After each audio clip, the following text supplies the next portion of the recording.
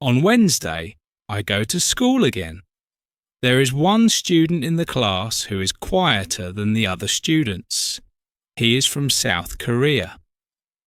When our teacher asks if we have any questions for her, this student from Korea says that he has a question. He says that he has a big problem with pronunciation. He knows that his pronunciation is not very good, but he doesn't know how to improve it. He doesn't speak much because he doesn't want others to listen to his bad pronunciation. He says that he reads and watches films in English a lot. He understands very well, but he also wants to improve his speaking. He asks if there is something he could do to improve his pronunciation. When my teacher hears this, she says, "Okay, I will tell you something about pronunciation and how to practice it. I will also teach you a great technique that can help all of you to be better at pronunciation. First, we have to look at why students have problems with pronunciation. When we speak, we have to move our mouth. We have to use muscles in our mouth. We all do that. The problem is that when you speak English, sometimes you use your muscles the same way you would use them in your native language. Then your pronunciation is different from the pronunciation of native speakers. This happens to many students who learn English. Almost everybody has a bit different pronunciation than they should have. In fact, it is not a big problem because usually people understand what you want to say even though your pronunciation is not perfect. However, you can work on your pronunciation and make it better. There is a great technique that can help you a lot. The name of this technique is shadowing. The technique is very simple. When you do shadowing, you simply copy the sound that you hear immediately after hearing it. When children learn their first language, they learn it by copying. They copy after their parents again and again until their pronunciation is perfect. You can learn English pronunciation in the same way. This is what you can do. Take some video or audio recording that is not very fast and that you understand very well. You listen and you copy what you hear when you hear it. That is all. Then our teacher tells us, shadowing is also good when you are preparing for a presentation you have to give in English and you want to have your pronunciation as close as possible to the pronunciation of native speakers. Before the presentation, you can go to some place where you are alone and you can do shadowing for about 10 minutes. You will see how much it will help you to have better pronunciation during the presentation. This is very interesting for me.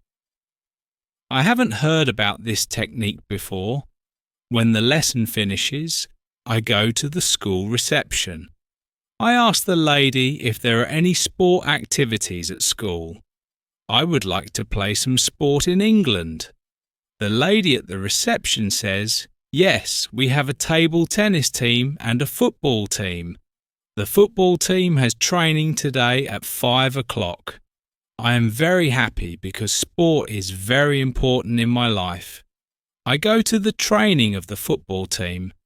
I meet a lot of players from different countries.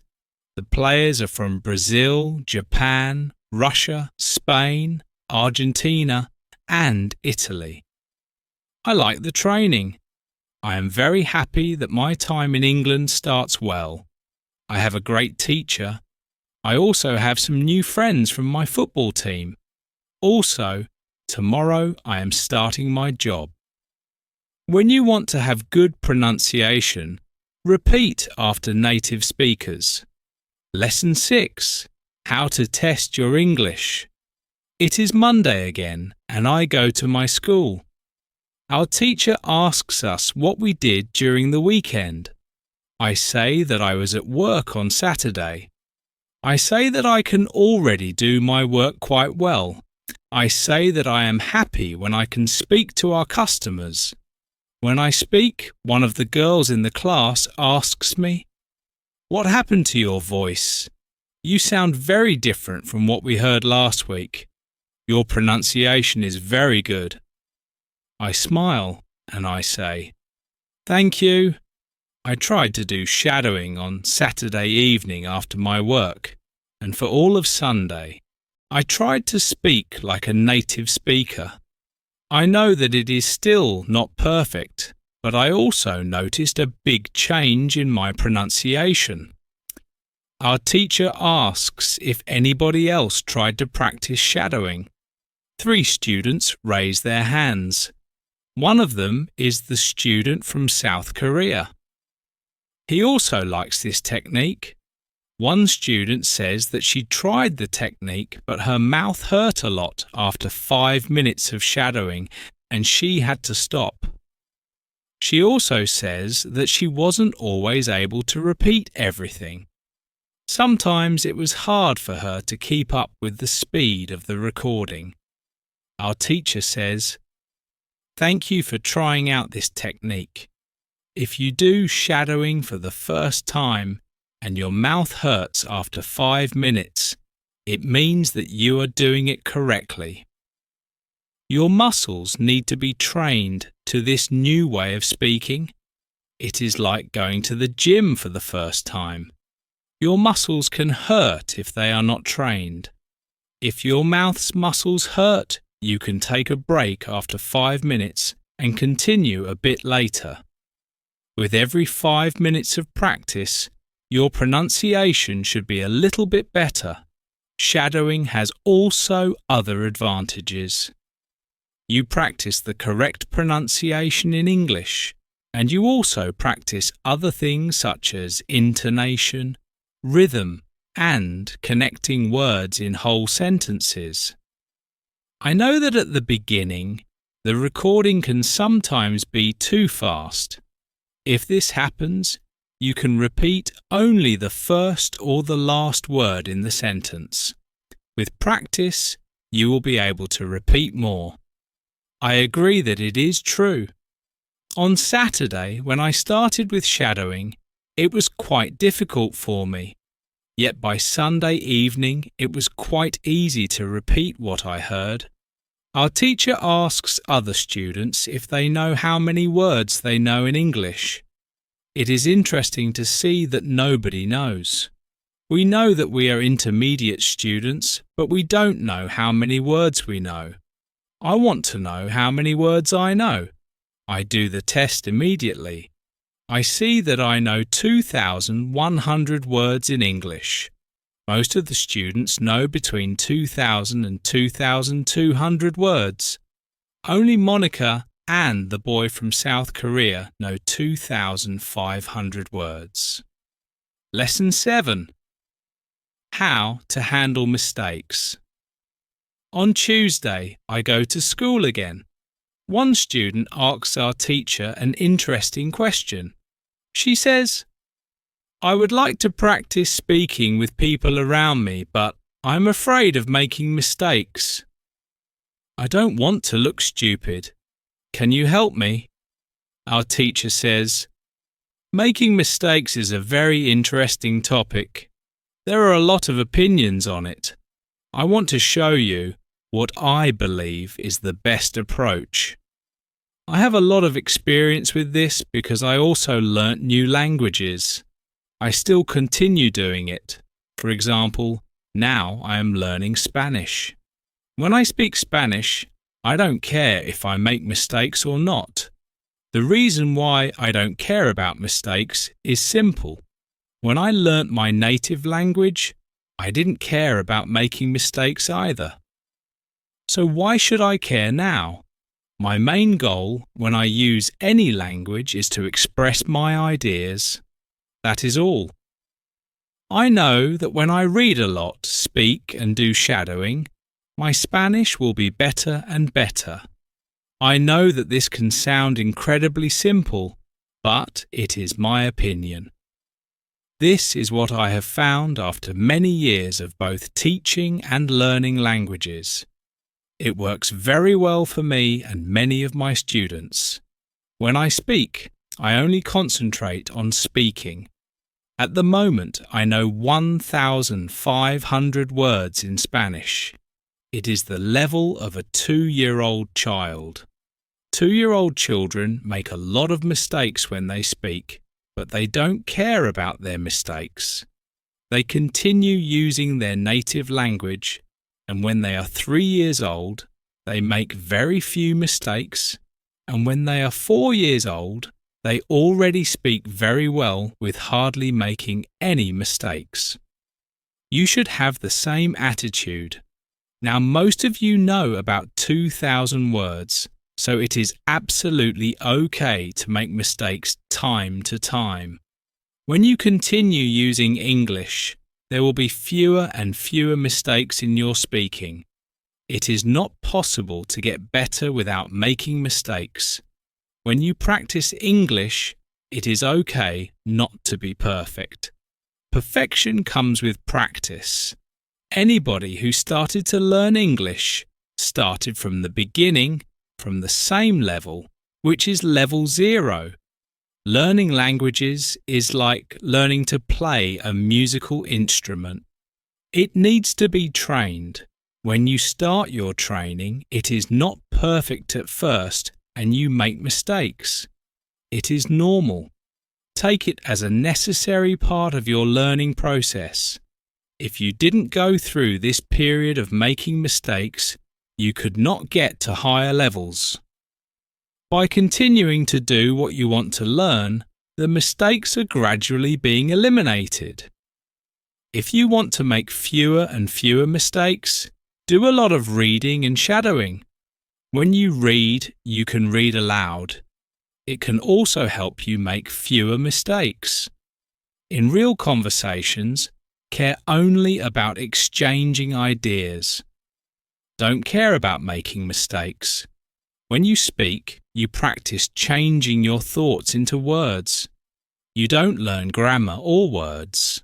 You have other activities for that. Don't worry.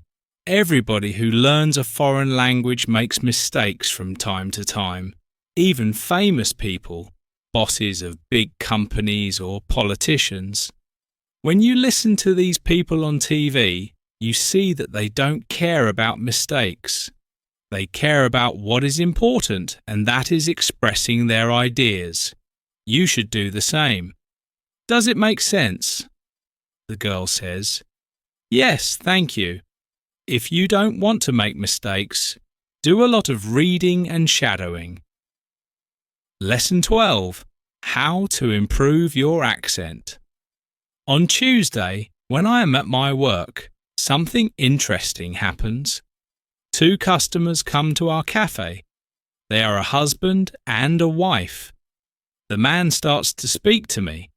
I know that he speaks English, but I don't understand him. I don't understand what he wants. I think that he wants something we don't have, so I call my boss. She speaks with the man, and she sells him 2 coffees and 2 of our regular sandwiches. I am surprised. When they leave, I go to my boss and I tell her that I am sorry I didn't understand the man. She says that it is okay. She says that this can happen when people speak with an accent which is new to us. She tells me that the pair was from Scotland. The next day, I go to school and I tell this story to my teacher. I tell her that I felt really stupid that I didn't understand our customer. I wasn't sure if my English was good enough for my job. I started to doubt myself. My boss was okay with it, but I still needed some help from my teacher. I wanted to know what I could do in these situations. My teacher says, "I understand. You are used to English, which people speak in London, but you aren't used to the Scottish accent. Your ears aren't used to listening to the Scottish accent. All you have to do is to listen more to Scottish English. You need to train your ears to this accent as well. What happened to you can happen to everybody. When you already speak English at some level and you go to a country where people speak with a different accent, you shouldn't be surprised if you don't understand. It is okay, and it usually takes 2 weeks to get used to this new accent. Don't think that there is something wrong with you when you don't understand a new accent. With practice, you can train your ears to any accent. Then I ask, so what can I do to understand the Scottish accent? I don't live in Scotland. Our teacher says, you can watch films with Scottish English or you can watch situation comedies from Scotland and soon you can understand. I tell her, thank you. After school, I go to my work again. At about 4 o'clock, 2 interesting customers come to our cafe. This time, they are not from Scotland. They are foreigners. They want to buy some coffee. They are 2 ladies, and it is clear that their English is very basic. My boss is serving them. When she hears that they don't speak English very well, she does something very interesting. She changes her English. She uses very simple sentences with only 3 or 4 words. I can see that the ladies understand her. They buy 2 coffees, 2 sandwiches, and 2 cakes. They are happy, and my boss is happy too. When the ladies leave, I tell my boss that it was very nice how she changed her English so that the 2 ladies would understand her. My boss says that sometimes she has to speak in very simple English. It doesn't matter if the customers speak English well or not.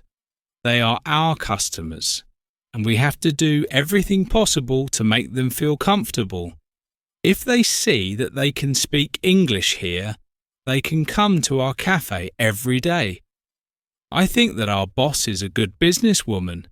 She does everything possible to make our customers happy. It is true that we have a lot of customers. Our cafe is busy every day. Lesson 16. How to speak fluently. On Monday, I go to school again. Our teacher asks us how Friday's school party was. One student says that the party was great. We had a lot of drinks and a lot of fun.